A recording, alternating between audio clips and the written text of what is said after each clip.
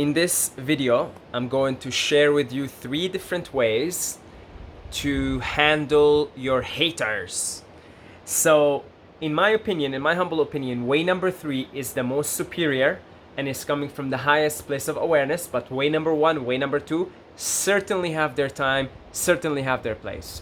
Before we get on with each different way, and I really advise you to stay until the end of the video, because way number 3, we're going to also discuss the psychology and the makeup of a hater.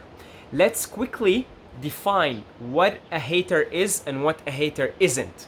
So a hater is not someone who disagrees with you, okay? Just because someone disagrees with you does not make them a hater. A hater is not someone who shares their opinion in a constructive manner. Perhaps they're criticizing you constructively, respectfully, gently. That is not a hater, even if their opinion is not really based on, it's not really a valid opinion. Still, if they're doing it respectfully, if they're doing it gently with love, that is not a hater. In fact, that could very well be a lover. And a hater is so a hater is someone who makes personal attacks on you, who is rude, who is aggressive, who is destructively criticizing you. So if they disagree with you on something and they want to share their opinion with you by telling you, you know, you're not doing this right or whatever, they're doing it very destructively. They're attacking you personally. They're using curse words perhaps, or they're just using really demeaning and rude language. That is a hater. And in way number 3, which is the most superior way of handling a hater, we're going to discuss the psychology and the makeup of a hater and why a hater is a hater. Actually, I have a different video for why a hater is a hater, but we will touch on that. All right? So, now that we've given a quick, brief definition of what a hater is and what a hater isn't, let's lay down the 3 different ways of handling a hater. So, way number 1, you confront the hater. Yeah, you confront them, and there is definitely a time and a place for that.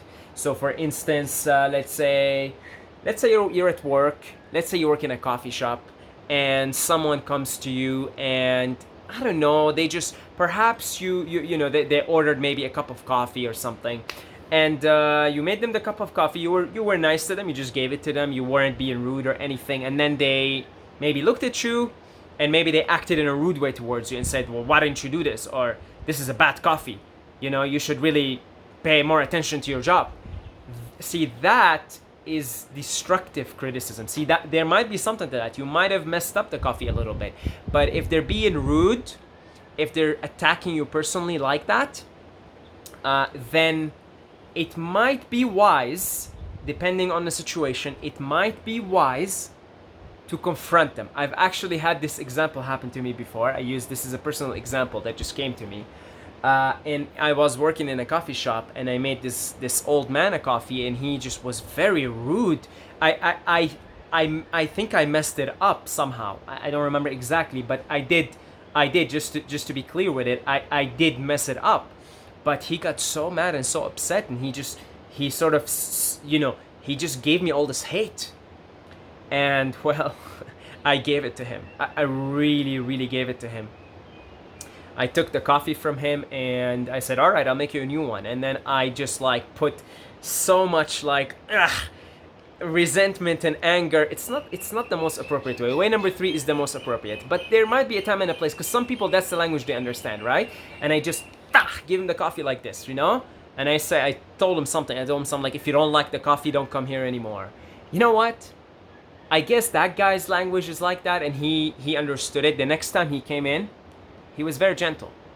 He was very nice. He even asked me, how are you, and everything, and I was very gentle back to him. I like, you know, forget it, right? Like, you can't be also someone that does, like, I know I acted with anger, I acted with like, almost give him hate back, right? But I didn't really hate him, because after he left, I shrugged it off, and the next time he came in, I didn't care what happened. I was just very nice to him. And you know what? He was very nice to me too.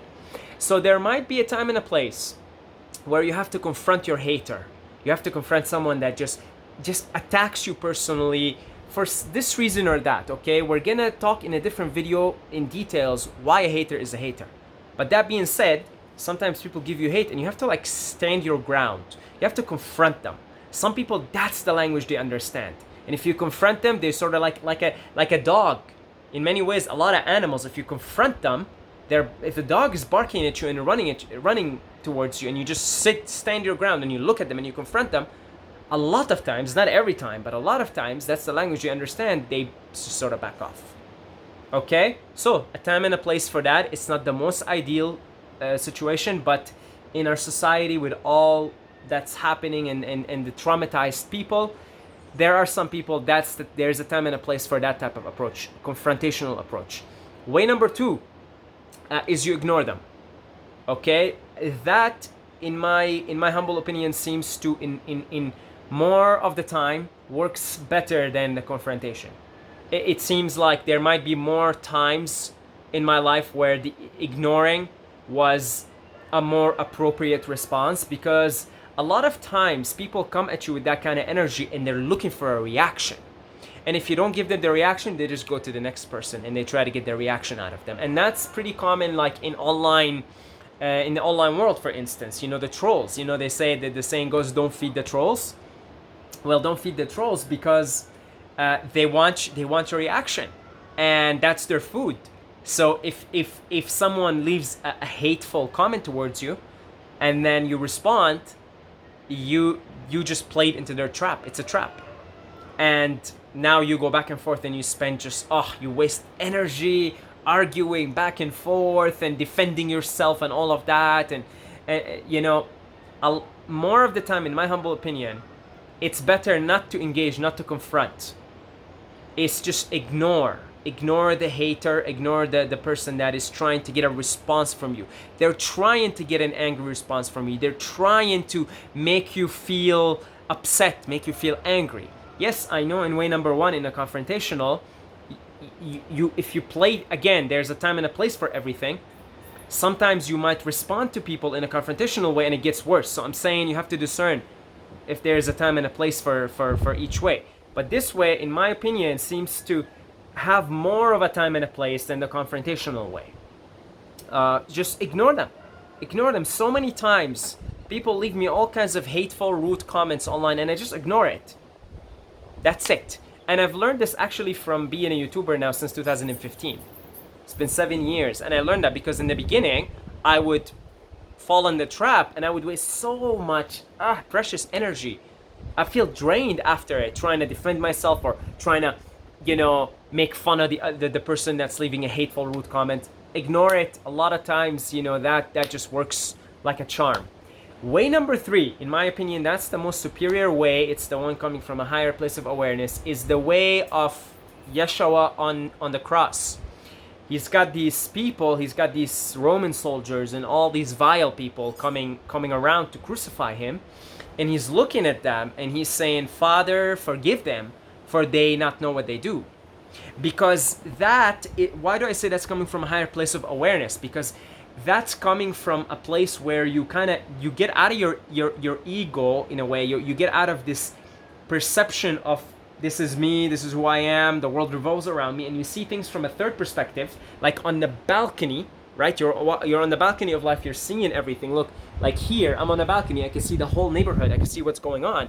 So you zoom out and you're like, whoa, these people that are killing me and are celebrating and reveling in torturing me and crucifying me, they have so much suffering and so much pain in their heart that they're actually killing me.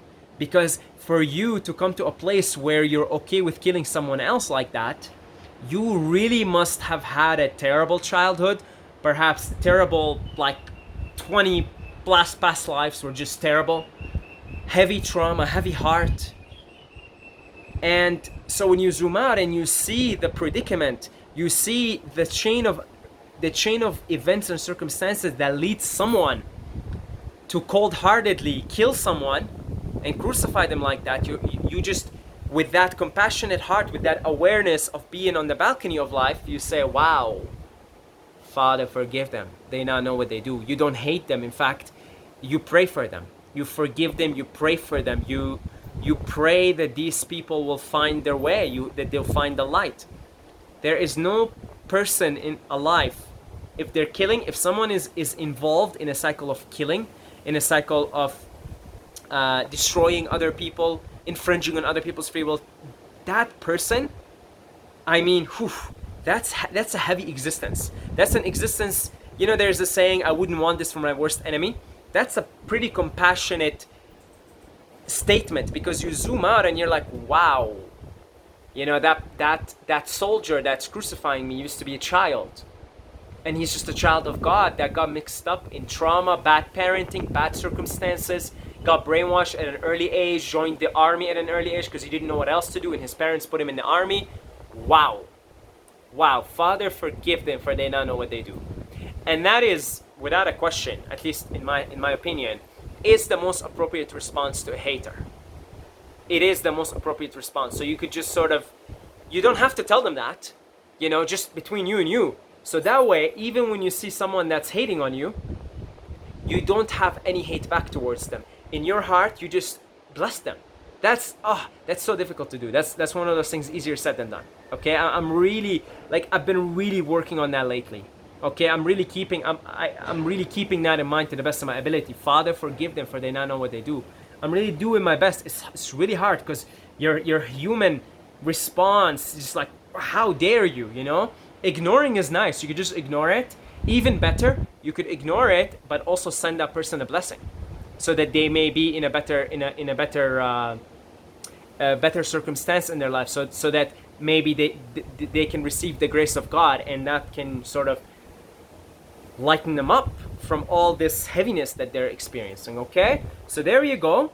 Thank you for watching. If you like this video, hit the like button.